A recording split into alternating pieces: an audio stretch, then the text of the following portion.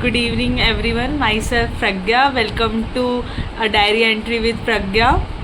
आज हमारे साथ हैं मिस कृतिका बुलानी जो कि मेरी रूममेट भी हैं. हम उनसे थोड़ी सी बातें करते हैं.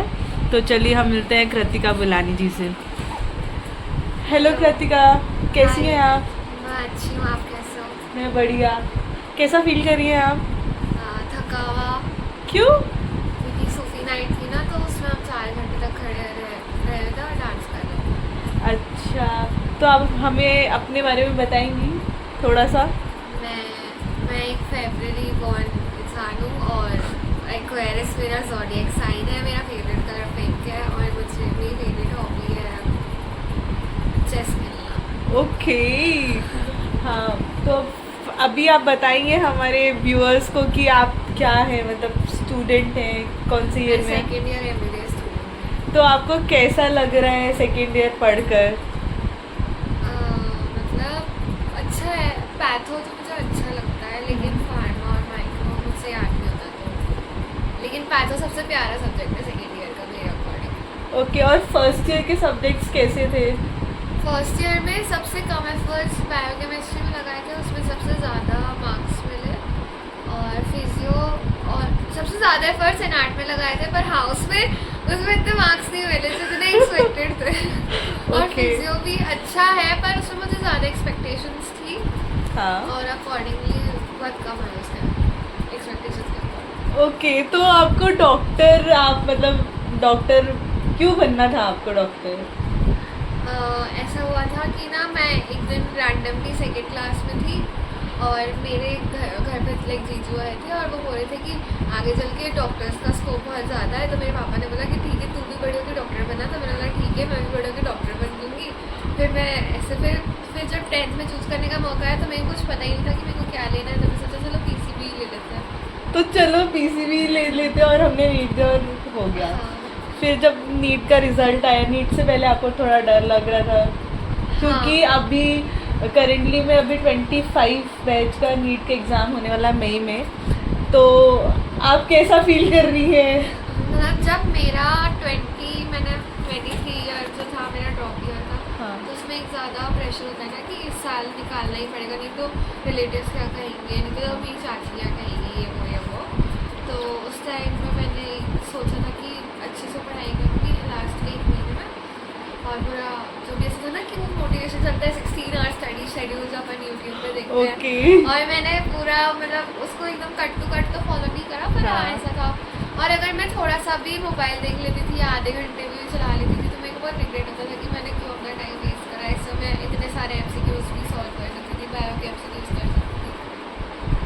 और 1 महीने पहले तो मुझे बहुत ज़्यादा नर्वसनेस हुई थी और मतलब मैं सोचती थी क्या पढ़ूँ क्या छोड़ूँ. और ऐसा होता है ना कि अपन क्या पढ़ सकते हैं. फिर एंड में मैंने जो भी शॉर्ट नोट्स जो पहले से बना के रखे थे उनको रिवाइज करा था अच्छे से बहुत बार, ऐसे 7 से 10 बार. फिजिक्स के जो शॉर्ट नोट्स होते हैं ना फॉर्मूला वाले, हाँ. वो अभी भी मेरे को याद है. वो मेरा डायग्राम जो ग्रीन पेन से मैंने बनाया था, वो रोटेशनल मोशन वाला. ओके. Mind map. ओके. फिर जब जिस दिन एग्ज़ाम देकर एग्जामिनेशन हॉल में आप गए, फिर वहाँ से जब आए तो कैसा एक्सपीरियंस था? जब एग्ज़ाम क्वेश्चन पेपर आप सॉल्व कर रहे थे, वो 3 घंटे का जो पीयर प्रेशर रहता है कि हाँ इसमें हमें तीनों सब्जेक्ट्स करने हैं, तो वो कैसा था? तो जैसे एग्ज़ाम के कुछ घंटों पहले मैं सोच रही थी कि मैंने न्यूज़पेपर उठाया, उसमें मैंने अपने न्यूमरोलॉजी वाली राशि देखी. ओके. फिर उसमें लिखा था कि ब्लू कलर आपके लिए शुभ रहेगा. तो फिर मैंने ब्लू कलर की कपड़े ढूंढने चालू करे. फिर जो ब्लू कलर का मिला तो उसमें बहुत सारे पॉकेट्स थे. अब नीट का कोड ये रहता है ना कि यूनिफॉर्म की पॉकेट ज़्यादा नहीं होने चाहिए. तो मैं मतलब हट यार क्या बकवास, इतना भी नहीं है मेरे पास. फिर मैंने वाइट और ब्लू कलर की स्ट्रिप वाला टॉप ढूंढा. फिर जब मैंने वो पूरा पहन लिया, जब मैं पूरी तैयार हो गई तो मेरी मम्मी बोलती है कि तू एग्जाम देने जा रही है कि फैशन शो में जा रही है. तो फिर आंटी को बता रही कि मैंने न्यूज़पेपर पढ़ा है. नहीं, मैंने मम्मी को बता दिया था कि ना आज ब्लू कलर मेरा लकी कलर है. तो मम्मी ने बोला ठीक है पहन ले. ठीक है. फिर ऐसा पहन कि वहाँ पे तो दिक्कत ना हो या फिर चेकिंग में वो कुछ बोले नहीं तुझे. तो मैं हाँ नहीं बोलेंगे, मेरे को इतना भरोसा है. फिर फिर उसके बाद ना मैंने एक एस्ट्रोलॉजी ऐप होता है ना, मतलब पता नहीं क्यों मैं ये सारी चीज़ें करती थी, मतलब अभी भी बहुत ज़्यादा करती हुई है। हाँ। जो फ्री में चैटिंग होती है ना, तो वो अंकल जो मेरे को मिले थे उन्होंने बोला था आपके लिए 5 नंबर लकी होगा, तो Okay. मेरे को मिला सेट 5, ओ वाह, शायद इसीलिए आप आज यहाँ पर है। और जो मेरा लास्ट का रोल नंबर था वो भी 5 लिखा हुआ। ओके ओके ओके, मतलब आपको पहले से ही वो मिल रहे थे, क्लूज मिल रहे थे, और वो हाँ। कि हाँ आपका तो मैं होने उसी वाला है। टाइम एक्साइटेड हो गई, मैं ठीक है अब तो मेरे पर अच्छा ही जाएगा। फिर मैंने पलटा के देखा फिजिक्स के सारे क्वेश्चन, मैंने देखे कि ये तो मेरे करे हुए हाँ।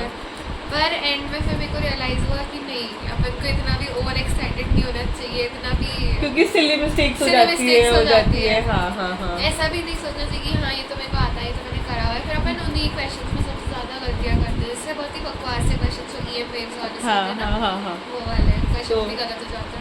फिर मुझे लगा कि क्या बेवकूफ़ हूँ मैं, ऐसे कौन करता है। ओके। तो मतलब कैलकुलेशन के अकॉर्डिंग मेरे 615 आ रहे थे उस टाइम पे। फिर जब OMR आई तब मैंने देखा कि नहीं 605 बन रहे। फिर जब फाइनल रिजल्ट आया तब मैंने देखा कि 581 बन रहे थे। Oh, मेरा shit. तो दिमाग ही खराब। तो देखा नहीं कि क्या ग्लिच हुआ, क्या कहाँ पर गलती हुई थी, कुछ जैसे तो हुआ होगा। OMR में ना कुछ जैसे अपन जब क्वेश्चन पेपर चेक हाँ। करते तो अपन सही वाले में टिक लगाते, लेकिन OMR में गलत कर देते। हाँ। तो 615 से 605 वहाँ पे OMR। ओ अब जब रिजल्ट आया तो कुछ एक दो क्वेश्चन शायद उस टाइम पे कॉन्ट्रोवर्शियल थे, तो उसके मार्क्स से डिडक्ट कर लिए, तो 581। ओके, तो फिर मैं अपने व्यूअर्स को भी, जो अभी नीट के एस्पिरेंट्स हैं, उन्हें यही बोलना चाहूँगी कि आप ये ज़रूर देखिए कि जो क्वेश्चंस आप पेपर में टिक करें वही आप OMR में भी लगाएं। हाँ ये बहुत बड़ी मिस्टेक होती है। हाँ, ये जल्दी जल्दी एक्साइटमेंट में कि अपन को फिजिक्स का सेक्शन, वाह मतलब मैं फिजिक्स सबसे पहले अटेम्प्ट करती थी। हाँ। तो फिजिक्स का सेक्शन मेरा सबसे पहले जब अप्रॉक्सीमेटली 45 मिनट्स के लगते थे वो हाँ। पूरा सॉल्व करने, तो उस टाइम मेरा 40 मिनट्स में ही हो गया। तो मैं इतनी एक्साइटेड थी कि वाह अब तो मैं सीधे बायो में जाऊँगी, बायो से फिर मैं केमिस्ट्री। ओके, तो फाइनली जब रिजल्ट आया तो आपको 581 थे, लेकिन 581 थे तो आपके लिए तो शॉकिंग तो रहा ही होगा कि मैंने कैलकुलेट इतने करे थे फिर इतना हुआ था। उसके बाद फिर आपको कैसा लगा कि 581 आ गया, उस दिन चलो। तो मैं बहुत रोई थी। उस दिन ऐसा था कि मम्मी पापा दोनों बाहर थे और मुझे मेरी बहन और मेरे लिए खाना बनाना था। तो मुझसे इतनी बेकार सब्जी बनी है ना दुनिया में, इतनी बेकार सब्जी किसी ने नहीं बनाई होगी जितनी उस दिन मुझसे बनी थी। और मैं रोए जा रही थी, मैं जब प्याज काट रही थी उसमें मेरे को मतलब रोना आ रहा था। पर प्याज काटते वक्त तो सबको रोना आता है, पर मेरे को एक्स्ट्रा रोना आ रहा था क्योंकि मेरा इतना गंदा रिजल्ट है। अरे बट ठीक है ना, यहाँ पर एट द एंड हमें मेडिकल कॉलेज तो मिल गया है हाँ, ना। फिर रात में मम्मी पापा आते फिर बोलते कि क्यों तुमने तो ज़्यादा कैलकुलेट करे थे। मैंने हाँ करे तो थे मैंने। फिर वो बोलते कि कम कैसा है, तो मैंने मुझे क्या पता वो, हाँ। मैंने थोड़ा चेक करा। फिर उसके बाद फिर फाइनली घर में सेलिब्रेशन हुआ था कि नहीं हुआ था? हाँ हाँ बता रही हूँ ना, हाँ, अभी हाँ। अपन आते हैं। Okay. तो जैसे जब हमारी काउंसलिंग का वो आया था शेड्यूल, तो हाँ। मैं बस भगवान से बोल रही थी कि एक गवर्नमेंट कॉलेज दे दो, एक गवर्नमेंट कॉलेज दे दो। तो मेरे को ऐसा था कि मैंने शिवपुरी का वो आर्किटेक्चर देखा था, GMC शिवपुरी का, मेरे को तो वाह कितना अच्छा कॉलेज है। फिर जो हमारे नेबर थे वो डॉक्टर थे, तो उन्होंने बोला कि नहीं ऐसा कोई कॉलेज चूज़ करना जो तुम्हारे घर के पास हो। तो इंदौर तो मिल नहीं रहा था, भोपाल नहीं मिला, फिर बचता है जबलपुर, और ये तो फिर मैंने तो वो भरे ही नहीं थे और वो मिलते भी नहीं, कोई फ़ायदा नहीं था। तो मैंने डायरेक्टली रतलाम भरा, तो वो Okay. मिल गया था। तो फिर जब आपको रतलाम मिला तो फिर कैसा लगा आपको रतलाम, जब आप यहाँ पर एडमिशन करवाने के लिए आए मतलब तो? मेरे को तो बहुत नॉर्मल सा फील हो रहा था कि ठीक है मिल गया, अच्छा है मिल गया, ऐसा टाइप का। और मेरे पापा बहुत खुश हो रहे थे, वो बोलते कि मतलब अच्छा है तुझे गवर्नमेंट मिल गया, नहीं तो हाँ। पिछले साल मेरे को प्राइवेट मिल रहा था। वही, ऐसा। ठीक है। फिर जब आप पूरा अपना सामान वगैरह लेकर आई यहाँ पर रहने के लिए, फिर वो आपका कैसा था? तो फर्स्ट टाइम जब आपके पेरेंट्स आपको छोड़ने के लिए आए, फिर आपको एक रूम अलॉट किया गया 413, अभी भी मुझे याद है 413, जहाँ पर न्यू बैचेस को रहते हैं, वो अलॉट किया गया। फिर आपको कैसा लगा वहाँ आकर? फिर तब से फर्स्ट ईयर कैसा था? जब मैं आई थी काउंसलिंग के लिए तो कुछ फैकल्टी से मेरा इंटरेक्शन हुआ था। हाँ। तो जैसे कुछ फैकल्टीज होते हैं ना जो मतलब हमारी लाइफ में कुछ टीचर्स होते हैं जो हमें हमारे फ्रेंड से ज़्यादा बुली करते हैं। तो मेरे को थोड़े उस टाइप के टीचर मिले फर्स्ट मीटिंग। लेकिन रिवील नहीं उन्होंने करना है, मेरे को- रिवील नहीं करना है प्लीज। लेकिन उन्होंने मुझे कुछ मतलब वो हाँ। दूसरी लड़की को बोल रहे थे, और जब पे आए तो मैंने ऐसा लुक दे दिया कि वो कुछ बोल ही ना पाए, ऐसा नहीं था। ओके उनको ओके। पता था कि ये लड़की सही नहीं है, ऐसे टाइप का। तो मतलब फर्स्ट इंटरेक्शन में सीनियर्स तो नहीं मिले बट टीचर्स ही मिले, कोई बात नहीं कोई बात नहीं। लेकिन अभी फ़िलहाल यहाँ पर सारे प्रोफेसर्स काफ़ी अच्छे हैं। हाँ, सेकेंड ईयर में तो काफ़ी अच्छे नहीं फर्स्ट ईयर के भी अच्छे हैं पर हमें उनको समझने में थोड़ा लेट हो गया, लेकिन वो काफ़ी अच्छे हैं, प्रोफेसर सारे अच्छे हैं। और तो- जब मैं फर्स्ट टाइम हॉस्टल में आई थी तो मैं बहुत ही ऑफ मूड में थी, हाँ। क्योंकि ऑब्वियसली तुम अपना घर छोड़ के आ रहे हो, पहली बार घर से बाहर हाँ। निकल रहे हो, इतना छोटा सा रूम तो मैं अलॉट होता है। लेकिन हाँ, हमें हमेशा ग्रेटफुल होना चाहिए जो भी चीज़ें हमें मिलती है। हाँ। बट फिर भी ये रूम बहुत छोटा है, एकदम माचिस की डिब्बी की तरह। बट लेकिन इसमें बहुत मज़े आते हैं इस रूम में। हाँ हाँ, जब हम साथ में कुकिंग करते, साथ में पढ़ाई करते हैं। हाँ, जब हम साथ में डिस्कशन करते हैं तब तो फिर हम पर फिर बहुत गुस्सा भी आता है जब निकलना होता है और सीधे पैर पड़ता है बेड पे, या कभी पैर पड़ता है टेबल पे, तो लगता है कहाँ आके मर गए। नहीं लेकिन हमें थैंकफुल होना चाहिए। हाँ, मैंने सिखाया था thankful। थैंक यू कृतिका, इसके लिए भी थैंक यू। और हमें थैंकफुल होना चाहिए कि हम यहाँ पर हैं। बहुत सारे बच्चे हैं जो अभी नीट देने वाले हैं, उनके भी सपने हैं कि उन्हें भी इस रूम में रहना है। तो फिर कृतिका, फिर फर्स्ट ईयर कैसा था आपका? फिर फर्स्ट ईयर में क्या था, हाँ, जैसे जैसे मैं पहले आई थी ना, तो हमें स्कूल में आदत थी कि ना जो भी तुम्हें क्वेश्चन आए उसके लिए हैंड रेज करो और टीचर को बता दो। और यहाँ आके मुझे पता चला कि नहीं, टीचर के सामने हैंड रेज नहीं करना होता है, नहीं तो तुम हाईलाइट हो जाते हो। तो जो स्टार्टिंग की 1 महीने की क्लास थी ना, उस टाइम मैं हमेशा गलत आए सही आए हमेशा मैं हैंड रेज करती थी, कोई भी क्वेश्चन हो। तो फिर सबको लगता था कि मैं एक्स्ट्रा ऑर्डिनरीली कुछ अलग ही प्राणी हूँ, है ना, मतलब जैसे मैं बहुत ज़्यादा ज्ञानी टाइप की हूँ। और फिर सब मुझे बहुत हाईली ट्रीट भी करते थे। मेरे को लगता था कि सब मुझसे आगे क्यों क्वेश्चन पूछ रहे हैं, मैंने तो ये पढ़ा भी नहीं है। फिर मैं मनी में सोचती थी कि क्यों भगवान जी मेरे को नहीं बताना है इनको ये आंसर वगैरह, मैंने खुद ने नहीं पढ़ा। अरे कोई बात नहीं। फिर धीरे धीरे जैसे जैसे टाइम निकलता गया फिर आपको कैसा लगा? फिर मुझे लगा कि यहाँ पे बहुत ऐसा कहते हैं कि चुपचाप रहना पड़ेगा, टीचर्स के साथ ज़्यादा मुँह नहीं खोलना रहता है क्लास के टाइम पे। और फर्स्ट ईयर में मैंने फंडे बिल्कुल ढंग से फॉलो नहीं करे थे।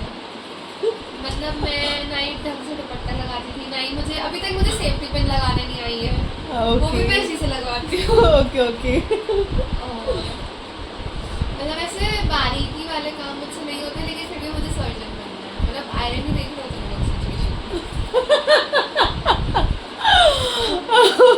तो सेफ्टी पिन भी लगाना आती है और बनना मुझे सर्जन, ऐसे सूचर्स लगाने। अच्छा, मतलब एक्सपीरियंस काफ़ी अच्छा था, अच्छा भी था, मतलब खट्टा मीठा दोनों टाइप का एक्सपीरियंस था फर्स्ट ईयर का। तो नए आए थे हम, तो हमें थोड़ा टाइम लगा फर्स्ट ईयर के रूल्स रेगुलेशंस, फिर हमें कुछ पता नहीं था, लेकिन अभी धीरे धीरे हमें सारी चीज़ों का। हाँ, फर्स्ट ईयर में मैं एनिमोकॉन से ऋषिकेश भी गई थी, वहाँ मुझे रियलाइज़ हुआ हाँ कि मैं लोगों के लिए कितनी अनइम्पॉर्टेंट हूँ। मतलब ऐसा होता है ना कि कोई भाव नहीं दे रहा होता है, आप अकेले। पर फिर उस टाइम पे मेरे को अपनी बहुत अच्छी फ्रेंड मिली, लाइक हम दोनों में बहुत अच्छी, और अभी तक हमारा बॉन्ड बहुत अच्छा है। लाइक मैं उस चीज़ में ग्रेटफुल हूँ कि आपको ऐसा बहुत बार लाइफ में रियलाइज़ होगा कि आप एक बड़े ग्रुप का हिस्सा नहीं हो, लेकिन उस टाइम पे आपको क्वालिटी लोग मिलते हैं, लाइक जो बिल्कुल आपके जैसे होते हैं, जो आपको समझ सकते हैं, उनका हार्ट आपके साथ टच होता है। हाँ। yes, you can please say। हाँ, मतलब फिर आपको फिट इन होने की ज़रूरत नहीं है, क्योंकि आप इंसान हो, आप धनिया थोड़ी ना हो जो हर सब्जी में फिट इन हो जाओगे। ओके कृतिका, फिर हमारा फर्स्ट ईयर का एग्ज़ाम हुआ।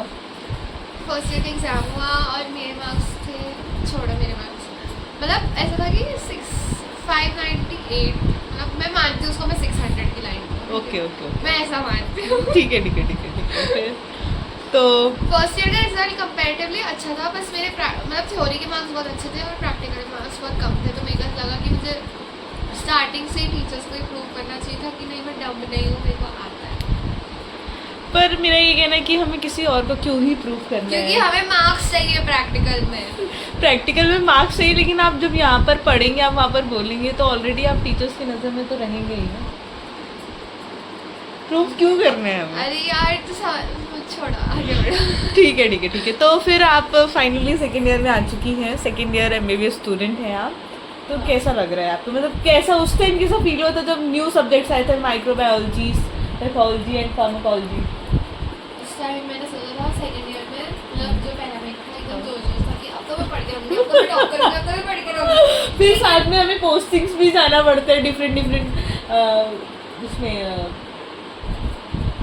सब्जेक्ट। हाँ डिफरेंट सब्जेक्ट में हमें पोस्टिंग भी जाना होता है। और मैं सोचा था मैं बहुत अच्छे से सीखूंगी, तो मैं ना पढ़ने वाले लोगों के बीच में घुस गई।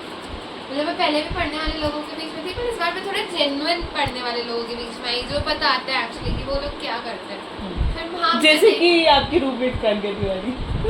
हाँ, तेरे बैच में तो मैं पहले ही थी ना। ओके ठीक है फिर। हाँ, फिर वो जेन्युइनली उनकी टिप्स ने मेरे को हेल्प करा। और तो थोड़े टिप्स आप यहाँ पर भी देंगी क्या? थोड़े बहुत मतलब जैसे फार्मा में ना आप एक चैप्टर के शॉर्ट नोट्स बना लो जाते हैं, एग्जाम के पहले आप उसमें रिवाइज कर पाओ, सारी ड्रग्स रिवाइज कर पाओ, उसके नोट्स स्टिकी नोट्स बना लो और अपनी वॉल लगा दो। ये हमारी स्टार्ट फिर से। और माइक्रो में ना हमें जैसे लैब डायग्नोसिस पे मेनली फोकस करना होता है, तो हमेशा आंसर लिखते टाइम अपना 5 पॉइंट का फोकस करना होता है। Sample collection, culture media, molecular methods, और क्या होता है, और मॉलिक्यूलर मेथड हो गया, फिर EST, हाँ, उसकी पैथोजेनेसिस लैब डी में नहीं आएगी ना? लैब डायग्नोसिस स्टार्टिंग आएगी।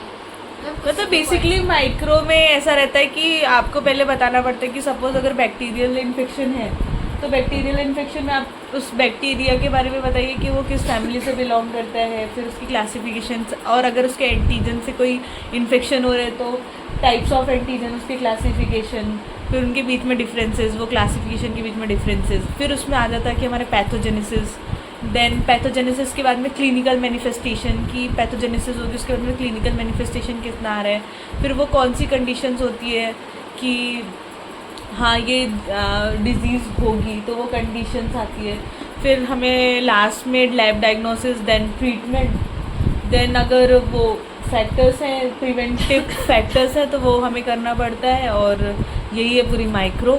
और फिर अगर हम फार्मा की बात करें बस तो हो गया, ओके बहुत बस boring हो रहे हैं। ठीक है। सो थैंक यू कृतिका, आप हमारे साथ थी और हमारे साथ आपने अपना आपने मुझे लिया, आप इतनी अच्छी हैं। Okay bye bye guys, bye bye. फिर मिलते हैं हम जल्द ही एक नए अब हम मैगी वीडियो के खाने साथ। हाँ, एक नए वीडियो के साथ, नए इंसान के साथ, नए पॉडकास्ट के साथ। Bye bye, good night.